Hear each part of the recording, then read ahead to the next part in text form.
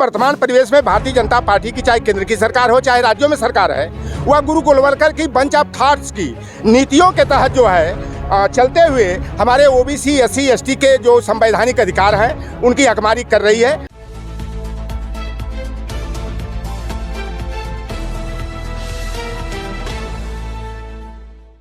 Sir, जिस तरीके से रामलीला मैदान में आज तमाम संगठन इकट्ठे हुए हैं, लगता है कि बहुजनों में जागरूकता फैली है, चाहे वो एससी एसटी ओबीसी क्यों ना हो। 2024 में आप क्या नज़ारा देखना चाहेंगे? देखिए, भारतीय जनता पार्टी जब से सत्ता में आई है, हमारे लोकतंत्र और संविधान पर जो है खतरे के बादल मंडरा रहे हैं। और यह भी कह लीजिए कि आज जो वर्तमान परिवेश में भारतीय जनता पार्टी की चाहे केंद्र की सरकार हो चाहे राज्यों में सरकार है, वह गुरु गोलवलकर की बंच ऑफ थॉट्स की नीतियों के तहत जो है चलते हुए हमारे ओबीसी एससी एसटी के जो संवैधानिक अधिकार हैं उनकी हकमारी कर रही है। और 2024 का जो चुनाव होने जा रहा है लोकसभा का, जो अपने को नीलबर्ड सिंगाल, मैं कहता हूं कि देश के प्रधानमंत्री अपने को फर्जी ओबीसी कहते हैं और नीलबर्ड सिंगाल के रूप में हैं, तो यह पिछड़े दलित वंचित समाज की जो हकमारी 2014 से जब प्रधानमंत्री बने तब से शुरू हुई है। मैं एक घटना बता दूं कि यूपीएससी के माध्यम से 1089 आईएएस का चयन हुआ था और यही गलत तरीके से जो डीओपीटी के माध्यम से गलत क्रीमी लेयर लगा करके हमारे 314 लड़कों के, जिनके घर में ढोल नगाड़ा बज रहे थे, जिनके घर में मिठाइयाँ बट रही थी, यह पिछड़ा प्रधानमंत्री की सरकार में हमारे 314 लड़के जो आईएएस बने होते, आज उनको नौकरी से बाहर कर दिया गया। आज लेटरल एंट्री के माध्यम से जो डायरेक्ट जो है केंद्र सरकार के मंत्रालयों में, विभागों में जो है डायरेक्टर और ज्वाइंट सेक्रेटरी बनाए जा रहे हैं। यूपीएससी के माध्यम से कठिन परीक्षा, प्रतियोगी परीक्षा दे करके त्रिस्तरीय परीक्षा जो होती है उससे कोई आईएएस बनता है और 16 साल की नौकरी करने के बाद वह ज्वाइंट सेक्रेटरी बनता है। लेकिन यह भारतीय जनता पार्टी जो है संविधान के अनुच्छेद संख्या 14(4), 15(4), 15(4) का मखौल उड़ा रही है। उसका जो है दुरुपयोग करके जो है उसको दरकिनार करके जो है हमारे पिछड़े दलित वर्ग का हकमारी कर रही है। एक बात यहाँ निकल के ये आती है कि जो जागरूक लोग हैं, चाहे वो एससी एसटी ओबीसी में ही क्यों ना हो, वो तो इस तरीके की बातें करते हैं जी। मगर जो गाँव देहातों में अभी भी लोग रहते हैं, पढ़े लिखे कम होते हैं, जानकारी कम होती है, वहाँ तक जानकारी नहीं पहुँच पाती, उनके लिए क्या? मैं एक बात बता दूं आपको, प्रोफेसर चंद्रशेखर सिंह यादव जी जो बिहार सरकार में शिक्षा मंत्री है, जब रामचरितमानस बंच ऑफ थॉट्स और मनुस्मृति पर उन्होंने टिप्पणी किया और वह आवाज़ उठते उठते पाटलिपुत्र से जब उत्तर प्रदेश की धरती पर लखनऊ में आ गई और स्वामी प्रसाद मौर्य के बाद जब लाठी डंडा लेकर के लौटाराम निषाद जैसा सिपाही खड़ा हो गया, आज पूरे देश में एक वैचारिकी पैदा हुई है। जो यादव अपने को जदवंशी छत्री कहता था, जो कुर्मी कुर्मवंशी छत्री कहता था, जो हमारा लोधी राजपूत कहता था, आज तमाम पिछड़े दलित वर्ग के लोग जो अपने को हिंदू और ब्राह्मण कहते थे, आज कह रहे हैं हमें गर्व है कि हम शूद्र हैं और गर्व से कहो कि हम शूद्र हैं। तो आज पूरे देश में जो मूवमेंट चल रहा है, जो आज दिल्ली के जो है ऐतिहासिक रामलीला मैदान में जो पैगाम के माध्यम से और ओबीसी फ्रंट के माध्यम से जो कार्यक्रम का आयोजन किया गया, इसका दूरगामी परिणाम होगा। और 2024 के चुनाव में यही पिछड़े दलित वंचित समाज के लोग जो धर्म की घुट्टी पी करके पगलाए हुए थे, यह भारतीय जनता पार्टी वालों को अपने वोट की ताकत से लटक कर, झटक कर, पटक कर सत्ता से बाहर करेंगे। मोदी जी भी पिछड़े वर्ग से आते हैं और मोदी जी पिछड़ा वर्ग होने के नाते ही 2 बार प्रधानमंत्री बने और आप कह रहे हैं अच्छा मेरे भैया, अरे मेरे भैया, वो कुल्हाड़ी जो होती है ना, तो कुल्हाड़ी में जो डाला गया रहता है ना, जो पैना वो जो है कि पेड़ का होता है, वो पेड़ों का ही काटता है। तो ये ओबीसी जो अपने 2001 में जब ये मुख्यमंत्री बने गुजरात के, तो 1 मई 2002 को मोर घांची जाति को, जो रसूखदार बनिया गुजराती भाषा में कहा जाता है, उसको ओबीसी एक साजिश के तहत घोषित कर दिए। ये नीलबर्ड सिंगाल है, पिछड़ों के दुश्मन है और जो मंडल का विरोधी है वह पिछड़ों का हितैषी नहीं हो सकता। जो बाबा साहेब भीमराव अंबेडकर के संविधान से खिलवाड़ करता है, हमारे आरक्षण का गला घोटता है, कॉलेजियम के माध्यम से तुच्छ जातिवाद और परिवारवाद को बढ़ावा देता है, वह हमारा हितैषी नहीं हो सकता। तो अभी भी मोदी जी की वाहवाही करती है, जय जय मोदी, जय जय मोदी करने। अब वो पता चल जाएगा, अब घर घर मंडल, घर घर भीम चलेगा। और 2024 के चुनाव में ये मोदी को, जोगी को ऐसा सबक सिखाएंगे ना कि ये जो उत्तर प्रदेश के मुख्यमंत्री जो कि सामंतवाद और गुंडागर्दी का और ठाकुरवाद का परिचय दे रहे हैं योगी आदित्यनाथ जी, यह मठ में जाके सारंगी बचाएंगे और नहीं तो अपने पैतृक स्थान जो है पौड़ी गढ़वाल चले जाएंगे।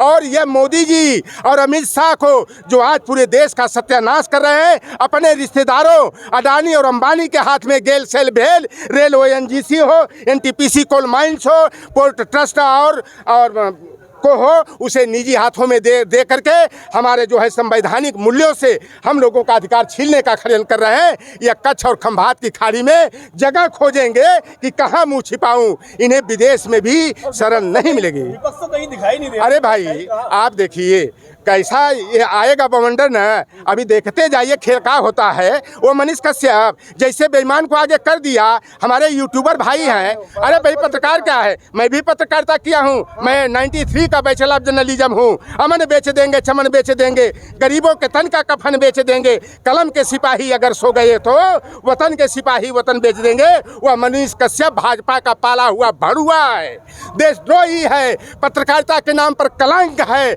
अगर वह मिल जाए कई चट्टी चौराहे पर तो उसका पिछवाड़ा लाल कर दिया जाएगा, लाल मिर्ची लगा दी जाएगी। वह भाजपा के इशारे पर जो स्टालिन के जन्मदिन में जो तेजस्वी चले गए, अखिलेश यादव चले गए और ये पूर्व मुख्यमंत्री क्या कहते हैं अब्दुल्ला चले गए थे, तो इनको भारतीय जनता पार्टी के खेमे में खड़बड़ी मच गई और 2024 में इनकी चुनावी नैया डूबती हुई दिखाई दे दी। तो मनीष कश्यप को आगे करके कहा कि वहाँ तो भाई हिंदी भाषी मजदूरों को की हत्या की जा रही है, मारा जा रहा है, पीटा जा रहा है। और यह खबर जो है बिल्कुल जो है मीडिया ट्रायल कराया गया, उस तरह का मीडिया ट्रायल कराया गया जैसे 2013 में 2011 उत्तर प्रदेश लोक सेवा आयोग के माध्यम से एक भर्ती हुई थी। एसडीएम के 30 पद थे और 14 अगस्त 2013 को जब परिणाम आया तो 30 में जो है कि 5 एसडीएम यादव हुए थे, लेकिन भाजपा वालों ने मीडिया ट्रायल करा दिया और जगह जगह अमित शाह और मोदी जोगी ने प्रचार किया कि 86 में 56 यादव एसडीएम हो जाए। अरे बेईमानो, 1951 से 2017 तक जब 86 पद एसडीएम का आया नहीं तो 86 में 56 यादव कहाँ हो गया। लेकिन हमारे पिछड़े दलितों की एक विडंबना है, जो बात आपने पहले कहा था कि ये कान के कच्चे होते हैं और कौवा तेरा कान लेकर के गया, तो अपने कान को नहीं देखते हैं, नीम महुआ आम जामुन कटहल के पेड़ पर देखते हैं, कौवा मेरा कान लेकर कहाँ गया। लेकिन आज वह पिछड़े अब पछता रहे हैं। जब यादवों पर बुलडोजर चला मुसलमानों पर तो लोहार पार मलाक केवट कुर्मी काछी लोधी प्रजापति हंसते थे कि अब अहिरन मुसलमानन का दिमाग ठिकाने आ जाएगा।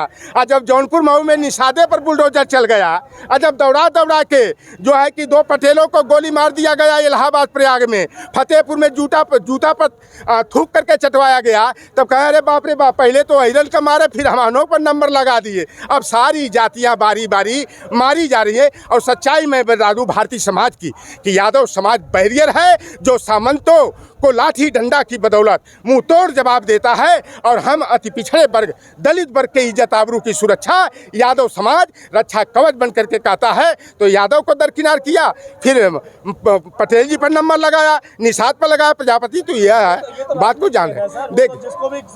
अब डिवाइड एंड रूल की पॉलिसी को हमारे लोग जान गए हैं, अब यह नहीं चलेगी। अब भाजपा का हिंदुत्व का कार्ड अब धूमिल हो गया है। वाले लोग भी तो ओबीसी के लोग ही ज्यादा, हाँ ये बात सच्चाई है। लेकिन अब जान रहे हैं, अरे वोटवा के लिए हमको हिंदू बनाई देते हैं बेवकूफवा सब। और जब अधिकार देने की बात आती है तो हमें लोहार पार मलाक केवट चमार पासी धरकार वाल्मीकि कहते हैं। अरे अब लोग समझ गए हैं 5 किलो राशन के नाम पर अब हमारे लोगों का वोट नहीं जाएगा। हम राशन भी लेंगे लेकिन वोट भाजपा के विरोध में देंगे, बहुजन के सम्मान की रक्षा करने वाले राजनीतिक दल और गठबंधन को देंगे। कश्यप ने तो सीधे तेजस्वी जी को ललकार दिया है कि तेजस्वी जी आप 2025 में मुख्यमंत्री नहीं बनेंगे।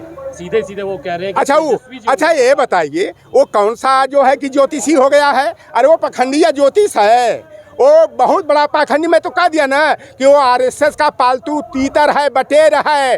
और कुत्ता एक होता है ना, हमारे यहाँ एक कुत्ता मैं टामी पाला हूँ। अब कहता हूँ जाओ भैया तो यार गौरव यादव को काट लो, तो दौड़ा के काट लेगा। कहेंगे जाए उनका पैर छू लो तो पैर छू लेता है। तो 2024 में जो है जी आप जो है मोदी के अलावा किसको प्रधानमंत्री? अच्छा लोकतंत्र में जो है कुछ भी संभव है। अरे काहे नहीं है भाई? अरे 6 वोट की बदौलत सुनिए 1951 में 6 सांसदों की बदौलत जब हमारे गृह जनपद वाले चंद्रशेखर प्रधानमंत्री बन सकते हैं और 26 सांसदों की बदौलत इंद्र कुमार गुजराल और हरदन हल्ली डोडा गौड़ा देवगौड़ा जी प्रधानमंत्री बन सकते हैं। देखो भाई कांग्रेस वालों को प्रधानमंत्री पद की चिंता नहीं है। अगर राहुल को सोनिया को प्रधानमंत्री बनना होता तो जब नरसिंहा राव को बनाया तब भी बन सकते थे, और 2004 में और 2009 में भी प्रधानमंत्री बना सकते थे। तो राहुल ने जो पदयात्रा शुरू किया 3 3,750 किलोमीटर की, कन्याकुमारी से और लाल चौक तक, तो ये भाजपा वालों की जमीन खिसकती हुई दिखी। और राहुल गांधी ने जो पदयात्रा किया वह संविधान, लोकतंत्र और सामाजिक न्याय के संरक्षण के लिए किया। सवाल वही है। देखो, मैंने कह दिया ना कि कांग्रेस पार्टी जो है ये राहुल और सोनिया का जो परिवार है, त्यागियों और देश प्रेमियों का परिवार है। अरे भाई, अखिलेश यादव बेहतर प्रधानमंत्री हो सकते हैं, स्टालिन भी हो सकते हैं। आज तो देश में अगर वास्तव में पिछड़ों वंचितों का कोई असली नेता है, स्टालिन है, लेकिन लैंग्वेज प्रॉब्लम है। और क्या तो भारत तो वैसे भी विविधताओं और विभिन्न भाषाओं का देश है।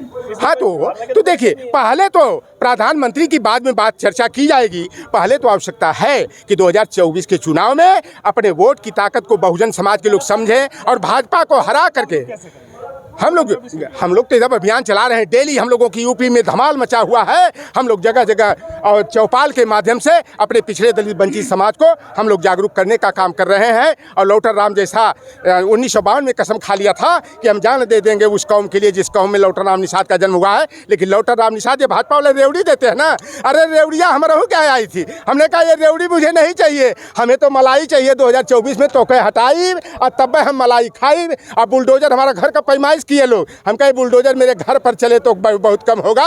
अगर लौटर राम पर बहुजन के सम्मान की लड़ाई लड़ने में, अधिकार की लड़ाई लड़ने में अगर लौटर राम पर भी बुलडोजर चलेगा तो मैं बाबू जगदेव प्रसाद, डॉक्टर भीमराव अंबेडकर, पेरियार और बीपी मंडल कर्पूरी ठाकुर की विचारधारा को आगे बढ़ाने वाला एक छोटा सा सिपाही हूँ। मेरे ऊपर भी बुलडोजर चल जाए तो मुझे कोई चिंता नहीं है।